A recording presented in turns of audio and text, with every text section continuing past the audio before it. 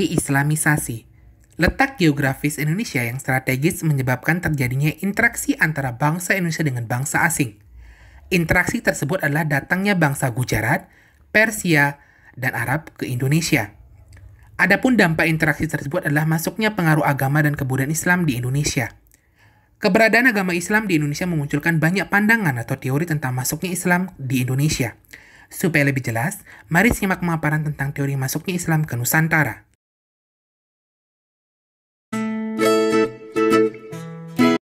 Teori Gujarat. Tokoh pengemuka. Teori ini pertama kali dicetuskan oleh dua orang sejarawan berkebangsaan Belanda, yakni Snork Horgrens dan G. Pitznapel. Isi teori. Teori Gujarat ini adalah teori yang menyatakan bahwa Islam masuk di Indonesia berasal dari Gujarat, India.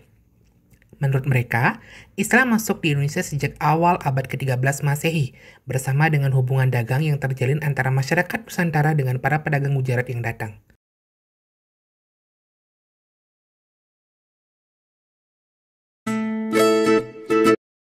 Pembuktian. Teori masuknya Islam di Indonesia yang dicetuskan Snork Horgrens dan Pitznapel ini didukung oleh beberapa bukti. Di antaranya, batu nisan Sultan Samudra Pasai Malik As-Saleh tahun 1297 yang bercorak khas Islam Gujarat, catatan Marco Polo, serta adanya warna tasawuf pada aliran Islam yang berkembang di Indonesia. Kelemahan. Selain memiliki bukti, teori ini juga mempunyai kelemahan. Kelemahan teori Gujarat ditunjukkan pada dua sangkalan. Pertama, masyarakat Samudra Pasai menganut mazhab Syafi'i, sementara masyarakat Gujarat lebih banyak menganut mazhab Hanafi. Kedua, saat Islamisasi Samudra Pasai, Gujarat masih merupakan kerajaan Hindu.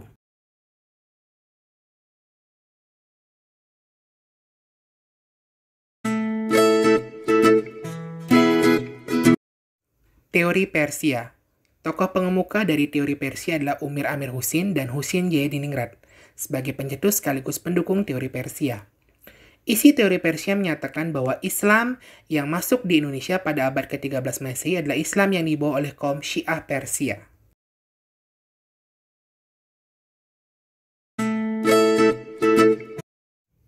Pembuktian. Teori ini didukung adanya beberapa bukti pembenaran, diantaranya kesamaan budaya Islam Persia dan Islam Nusantara, seperti adanya peringatan Asyura dan peringatan Tabut atau Tabiut di Sumatera Barat. Kesamaan ajaran Sufi, penggunaan istilah Persia untuk mengeja huruf Arab, kesamaan seni kaligrafi pada beberapa batu nisan, serta bukti maraknya aliran Islam Syiah khas Iran pada awal masuknya Islam di Indonesia. Kelemahan. Teori ini sama dengan teori lain, masih diperlukan bukti-bukti historis yang cukup untuk mengatakan teori ini yang paling benar. Teori Arab atau Mekah. Tokoh pendukung. Tokoh yang mendukung teori Arab atau Mekah adalah Van Leer, Anthony Hurley Jones, Thomas Walker Arnold, dan Buya Hamka. Isi teori. Teori Arab atau teori Mekah menyatakan bahwa proses masuknya Islam di Indonesia berlangsung saat abad ke-7 Masehi. Islam dibawa para musafir Arab yang memiliki semangat untuk menyebarkan agama Islam ke seluruh belahan dunia.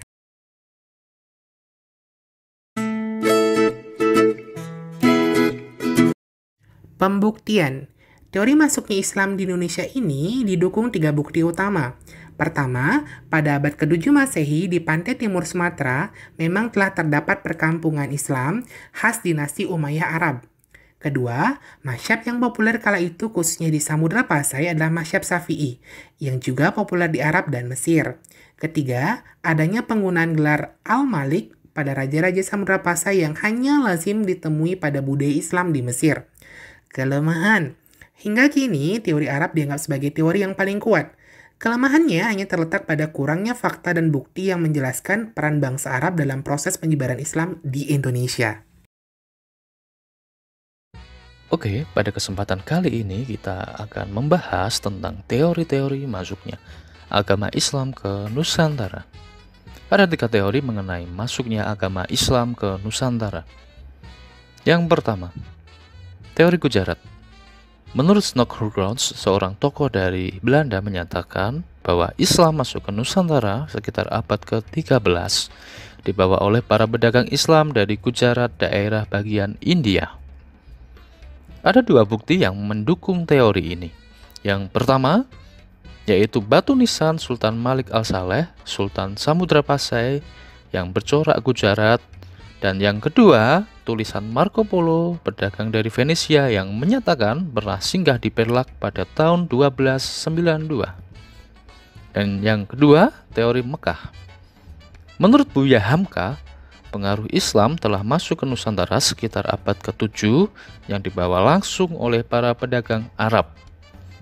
Bukti dari teori ini yang pertama adalah adanya perkampungan Islam di Baros, dan yang kedua terkait munculnya Islam adalah makam seorang wanita di Gresik bernama Fatimah binti Maimun, serta temuan sejumlah makam Islam di Troloyo, Mojokerto. Diperkirakan pada masa jayanya banyak warga Majapahit beragama Islam yang awalnya adalah beragama Hindu, dan ketika Islam masuk maka semua mayoritas menjadi agama Islam. Dan yang teori ketiga, menurut Usen Jayadiningrat, Islam di Nusantara dibawa masuk oleh para pedagang Persia. Hal ini didukung adanya upacara keagamaan bernama upacara Tabot, yaitu upacara untuk memperingati meninggalnya cucu Nabi Muhammad bernama Husain bin Ali. Demikian informasi singkat yang bisa saya berikan, semoga ini bermanfaat buat kita semua. Akhir kata, salam.